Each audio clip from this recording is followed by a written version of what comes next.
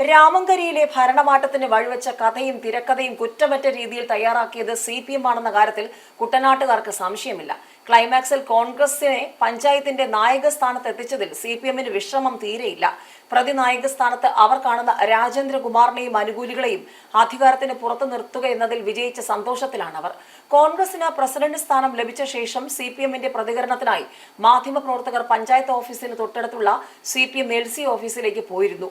മാധ്യമപ്രവർത്തകർക്ക് മുന്നിൽ സന്തോഷം മടക്കി വെക്കാതെ ഒരു മുതിർന്ന പ്രാദേശിക CPM നേതാവ് പറഞ്ഞത് ഇങ്ങനെയാണ്: ഈ പാർട്ടി എതിരാളികളോട് ക്ഷമിച്ചാലും പിന്നിൽ നിന്ന് കുത്തുന്ന വിമതരോട് വിട്ടുവീഴ്ച ചെയ്യില്ല. കുട്ടനാട്ടിലെ CPMന്റെ പൊതുവികാരം ഈ വാക്കുകളിലുണ്ട്. 1/4 നൂറ്റാണ്ടിനപ്പുറം തങ്ങൾ കയ്യാളിയ പഞ്ചായത്ത് ഭരണം നഷ്ടപ്പെടുത്തിയാലും വിമതർക്ക് മുന്നിൽ മുട്ടുമടക്കില്ല എന്ന സന്ദേശം. ബുധനാഴ്ച CPM ജില്ലാ കമ്മിറ്റി വിപ്പ് നൽകിയെങ്കിലും ഇത് പഞ്ചായത്ത് സെക്രട്ടറിക്ക് കൊടുത്തില്ല. വിപ്പ് ലഭിച്ചില്ലെന്ന് പഞ്ചായത്ത് സെക്രട്ടറി ജെനിമോൻ പറഞ്ഞു. വിമത പക്ഷത്തുള്ള 4 അംഗങ്ങൾക്കും വിപ്പ് ലഭിച്ചില്ലെന്ന് വിമത നേതാവ് സജീവ് ഉദുംതറ പറഞ്ഞു. വിപ്പ് ഒരു കേട്ടുകേഴ്വി മാത്രമാണ്.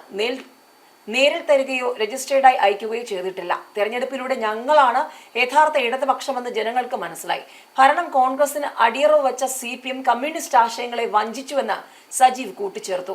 വിപ്പ് നൽകിയിരുന്നുവെന്നും ലംഘിച്ചവർക്കെതിരെ നടപടി സ്വീകരിക്കുമെന്നും CPM Ramankari LC secretary D Saleemkumar പറഞ്ഞു. കോൺഗ്രസിന് ഭരണം നേടിക്കൊടുക്കൽ CPM അജണ്ടയല്ല. അവിശ്വാസ പ്രമേയത്തിൽ കോൺഗ്രസിനൊപ്പം നിന്ന അംഗങ്ങൾക്കെതിരെ നടപടിക്ക് ശുപാർശ ചെയ്തിരുന്നു. ജില്ലാ നേതൃത്വമാണ് അതിൽ തീരുമാനമെടുക്കേണ്ടതെന്ന ചോദ്യത്തിന് മറുപടിയായി സലിം പറഞ്ഞു. നേതൃത്വത്തിന്റെ അറിവോടെയാണ് CPMന്റെ വോട്ട് വാങ്ങിയതെന്ന് പുതുതായി തെരഞ്ഞെടുക്കപ്പെട്ട കോൺഗ്രസിന്റെ പഞ്ചായത്ത് പ്രസിഡന്റ് R രാജുമോൻ പറഞ്ഞു. പഞ്ചായത്തിൽ മികച്ച ഭരണം കാഴ്ചവെക്കുമെന്ന് അദ്ദേഹം കൂട്ടിച്ചേർത്തു. പഞ്ചായത്തിൽ തെരഞ്ഞെടുപ്പ് നടക്കുമ്പോൾ സമീപത്ത് തന്നെയുള്ള LDF പാർലമെന്റ് തെരഞ്ഞെടുപ്പ് കമ്മിറ്റിക്ക് വേണ്ടി തയ്യാറാക്കിയ ഓഫീസിലായിരുന്നു രാജേന്ദ്രകുമാർ. മുൻകൂട്ടി തയ്യാറാക്കിയ നാടകമാണ് CPM കളിച്ചതെന്ന് രാജേന്ദ്രകുമാർ കുറ്റപ്പെടുത്തി. UDFന്റെ കുത്തകയായിരുന്ന രാമങ്കരി പഞ്ചായത്ത് CPM പിടിക്കുന്നത് 1998-ലാണ്. അന്ന് 8-അംഗ പഞ്ചായത്തിൽ UDFനും LDFനും 4 വീതം അംഗങ്ങളായിരുന്നു. ഒരംഗത്തെ LDFിലേക്ക് കൂറുമാറ്റിയാണ് പഞ്ചായത്ത് ഭരണസമിതിയെ അവിശ്വാസത്തിലൂടെ LDF താഴെ ഇറക്കുന്നത്. അതിന് ചുക്കാൻ പിടിച്ചത് ഇപ്പോൾ വിമത പക്ഷത്ത് നിൽക്കുന്ന അന്ന് CPM പ്രാദേശിക നേതാവായിരുന്ന R രാജേന്ദ്രകുമാർ. പിന്നീട് ഒരിക്കലും പഞ്ചായത്തിൽ UDFന് ഭരണം പിടിക്കാനായിരുന്നില്ല. 1995-ലെ തെരഞ്ഞെടുപ്പിൽ 4 വീതം സീറ്റിൽ LDFും UDFും ജയിച്ചപ്പോൾ നറുക്കെടുപ്പിലൂടെയാണ് കോൺഗ്രസിന്റെ CJ ജോസഫ് പ്രസിഡന്റാകുന്നത്. 1998-ൽ CJ ജോസഫും മറ്റൊരംഗം രവീന്ദ്രനും തമ്മിൽ അഭിപ്രായ വ്യത്യാസവും ഉണ്ടായി. LDF ഇത് മുതലെടുത്ത് രവീന്ദ്രനെ UDFിൽ നിന്ന് മടർത്തി. അന്നത്തെ കേരള കോൺഗ്രസ് ജോസഫ് വിഭാഗത്തിൽ ചേർത്തു. പിന്നീട് അവിശ്വാസം കൊണ്ടുവന്ന് CG ജോസഫിനെ പുറത്താക്കി.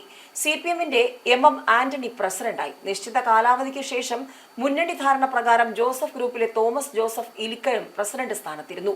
1997-ൽ UDF ഭരണകാലത്ത് തുടങ്ങിയ പഞ്ചായത്തിന്റെ 3-ാം നിലയിലെ ഹാൾ നിർമ്മാണം പിന്നീട് ഭരണം LDFന് ലഭിച്ചപ്പോഴാണ് പൂർത്തിയായത്. കോൺഗ്രസിന്റെ ദേശീയ നേതാവിന്റെ പേരിടാനിരുന്ന ആ ഹാളിന് LDF ഭരണത്തിൽ മുൻ മുഖ്യമന്ത്രി EK നയനാരുടെ പേരിട്ടതും ചരിത്രം. വ്യാഴാഴ്ച തങ്ങളുടെ പ്രിയപ്പെട്ട നേതാവിന്റെ പേരിലുള്ള ആ ഹാളിൽ വെച്ച് നടന്ന തെരഞ്ഞെടുപ്പിൽ CPM അംഗങ്ങൾ കോൺഗ്രസിന് ഭരണം കിട്ടാൻ വോട്ട് ചെയ്തതും ചരിത്രമായി. രാമങ്കരിയിൽ പുതിയ പ്രസിഡന്റ് ചുമതലയേറ്റതിന് പിന്നാലെ മുഴുവൻ സ്ഥിരം സമിതി അംഗങ്ങളും രാജിവെച്ചു. ധനകാര്യ സ്ഥിരം സമിതി അധ്യക്ഷ സ്ഥാനം സ്വാഭാവികമായും പഞ്ചായത്ത് വൈസ് പ്രസിഡന്റിനാകും. ഇതൊഴികെ മറ്റെല്ലാ സ്ഥിരം സമിതി അംഗങ്ങളെയും അധ്യക്ഷയെയും തിരഞ്ഞെടുക്കണം. 5 ദിവസത്തെ മുൻകൂർ നോട്ടീസ് നൽകിയാണ് തെരഞ്ഞെടുപ്പ് നടത്തുക. രാജിക്കാര്യം റിട്ടേണിംഗ് ഓഫീസർക്ക് റിപ്പോർട്ട് ചെയ്തിട്ടുണ്ടെന്ന് വരണാധികാരിയും രാമങ്കരി പഞ്ചായത്ത് സെക്രട്ടറിയുമായ ജെനിമോൻ പറഞ്ഞു. പുതിയ ഭരണസമിതി അധികാരത്തിലേറി 15 ദിവസത്തിനകം സ്ഥിരം സമിതിയെ തിരഞ്ഞെടുക്കണമെന്നാണ് ചട്ടം.